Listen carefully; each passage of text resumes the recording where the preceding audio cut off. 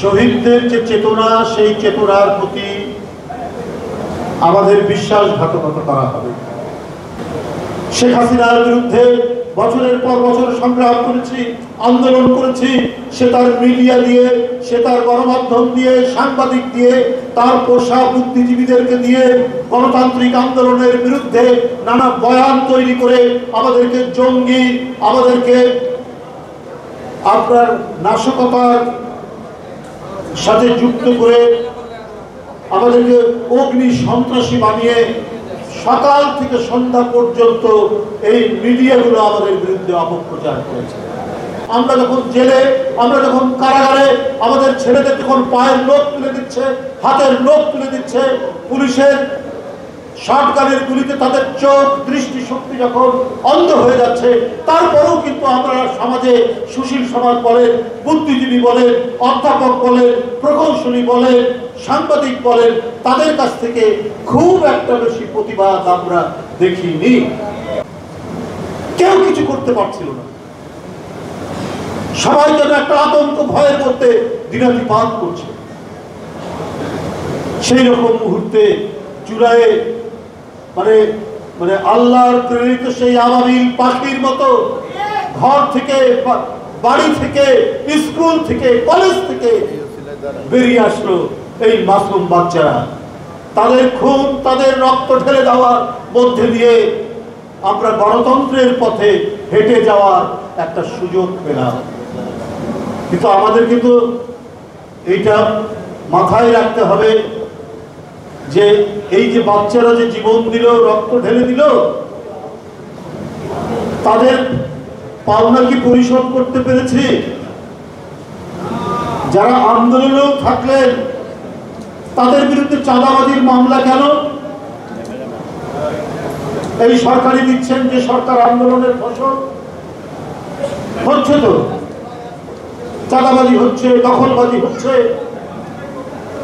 আর ওই মাসুম বাচ্চা শিশুদের অভিভাবকরা এখানে বসে আছে, তারা কি পাচ্ছে, কি পেয়েছে? আমাদের অনেকে উপদেষ্টার পদ পেয়েছে, অনেকে ভালো আছে। তাহলে কি আবার নতুন করে নতুন আঙ্গিকে শেখ হাসিনার যে অপশাসন, কুশাসন এবং চুরি, ডাকাতি, সন্ত্রাস, টাকা লুট, চাঁদাবাজি, ভর্তি বাণিজ্য, চাকরি বাণিজ্যের, সেটা কি আবার পুনরাবৃত্তি মানুষ দেখতে চায়? এই জন্য এত প্রায় ১৫০০-এর উপর এই শিশুরা, এই কিশোররা, এই তরুণরা, এই শ্রমিকরা, এই রিক্সাওয়ালারা জীবন দিল। এই উপলব্ধি তো সবার হওয়া উচিত। আজকে আমরা যেখানে যাই শুনি একটি সংগঠনের লোক তারা বসে আছে, ডিসি কে বলছে যে এটা একটা বিশেষ রাজনৈতিক দলের লোক, ওরা ডিসি গিরি করছে না, ওখানে তারা তাদের সংগঠনের কাজ করছে।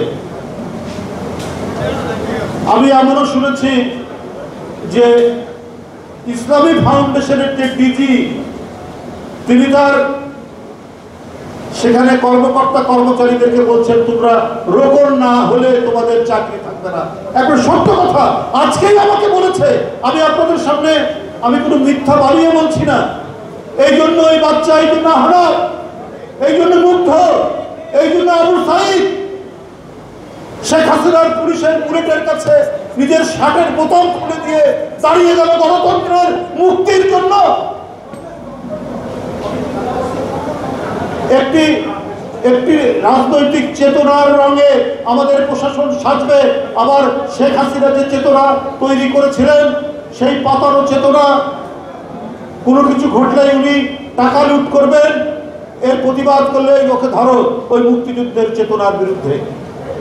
আবার নতুন করে আবার অন্য চেতনা আমরা দেখছি ধর্মের নামে, যে রোকন না হলে দলে সে চাকরি করতে পারবে না। এখনো তো নির্বাচন হয়নি, কে ক্ষমতায় যাবে, জনগণ কাকে ভোট দিবে এটা নির্দিষ্ট হয়নি। তাহলে এই কথাগুলো কেন আসছে ভাই? এগুলো কেন আমাদের শুনতে হচ্ছে? অনেক দপ্তর থেকে, সরকারি দপ্তর থেকে অনেকে আসছেন যে ভাই আমরা কি করব, আমরা যদি ওই দলের সদস্য না হয়, রোকন না হয়, আমরা তো চাকরি করতে পারবে না। শেখ হাসিনার পালিয়ে গেলেও তার ভূত, তার আত্মারা আবার নতুন করে নতুন কায়দায়, নতুন চেতনায় তারাই তো আবার ভর করেছে।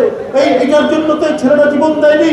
আমরা সেই গণতন্ত্র চেয়েছি যে গণতন্ত্রে প্রকৃত এদেশের ভোটাররা ভোট দিয়ে যাকে ইচ্ছা তাকে রাষ্ট্র ক্ষমতায় বসাবে।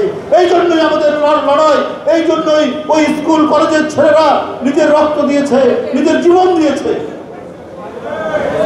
এখানে এক চেতনাধারী বিদায় নিয়ে আরেক চেতনাধারী ক্ষমতার মধ্যে বসবে ইউনিভার্সিটিগুলো, বড় বড় ইউনিভার্সিটিগুলো। সেই চেতনাধারীরা তাদের লোক হতে হবে। তাদের লোক ছাড়া বিশ্ববিদ্যালয়ে কোনো অ্যাপয়েন্টমেন্ট হবে না, বিশ্ববিদ্যালয়ের শিক্ষক হতে পারবে না, কোনো চাকরি হবে না। আবার সেই একমাত্রিক একটি দেশ করার প্রচেষ্টা চলছে, গভীর ষড়যন্ত্র চলছে।